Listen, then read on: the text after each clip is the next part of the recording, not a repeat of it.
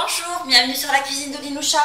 Aujourd'hui, je vous propose une recette de gâteau appelé boule de coco ou gâteau richement du Maroc. C'est un gâteau assez populaire, assez répandu pour doigts à taille, c'est-à-dire ce qui accompagne le thé à la menthe ou tout simplement pour les fêtes.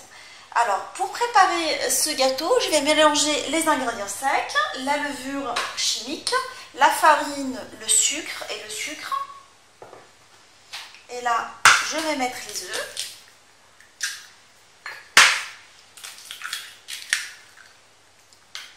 Je vais mélanger tout ça avec de l'huile pour former une pâte sablée.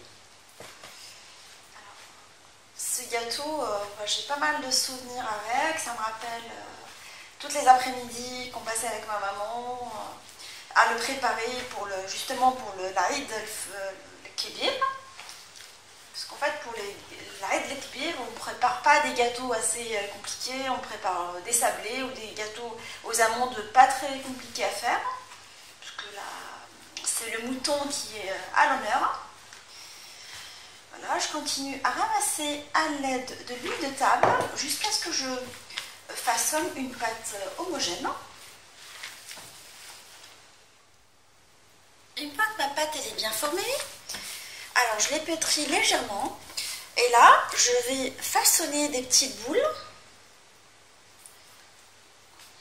de cette taille en fait, de taille d'une petite noix, que je vais poser sur une plaque tapissée de papier sulfurisé.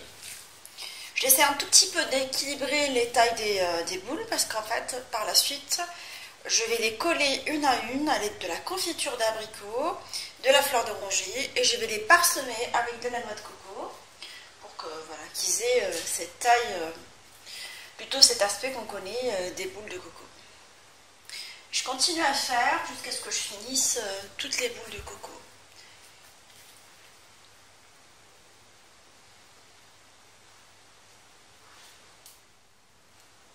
Une fois que j'ai fini toutes les boules de coco, je vais les enfourner dans un four préchauffé à 180 pendant 10 minutes, 10 à 15 minutes en surveillant la cuisson. Alors, avec l'autre moitié de la pâte, je vais vous proposer une variante des boules de coco. Je vais les préparer au cacao, pâte au chocolat. Je vais mélanger le reste de la pâte avec de la poudre de cacao, sans sucre ajouté. Et je vais former une pâte avec ce mélange.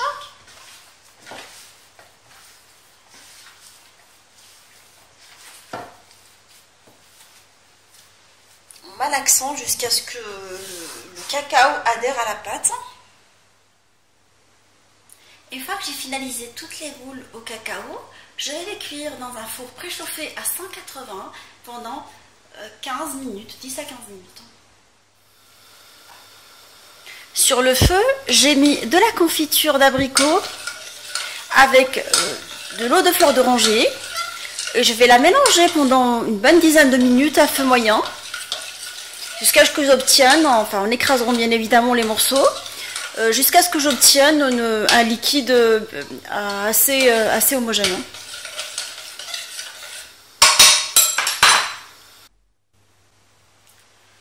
Une fois que les gâteaux ils ont été correctement cuits, ce que je vais faire, c'est que je vais les plonger dans le mélange à la confiture et les passer après dans la noix de coco.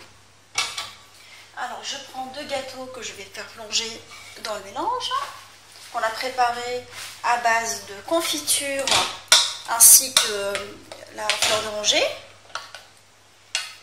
Je prends les gâteaux bien évidemment tièdes que je vais replonger par la suite dans la noix de coco en essayant de les coller ensemble.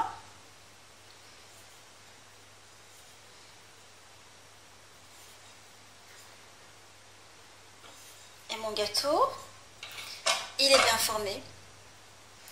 On va refaire un autre ensemble, mais dans cette fois-ci avec un modèle à la noix de coco. Alors je les plonge dans la confiture. Une fois qu'ils sont enrobés de la confiture, je les plonge dans la noix de coco, j'essaie de les coller ensemble. Et voilà, mon gâteau, et il est bien formé. Je continue à faire comme ça. Je prends 2 gâteaux. Alors je vous montre, ils sont cuits correctement en haut et en bas. Je les plonge dans la confiture. Et une fois qu'ils sont enrobés de confiture, je vais les plonger dans la noix de coco et j'essaye de les coller ensemble,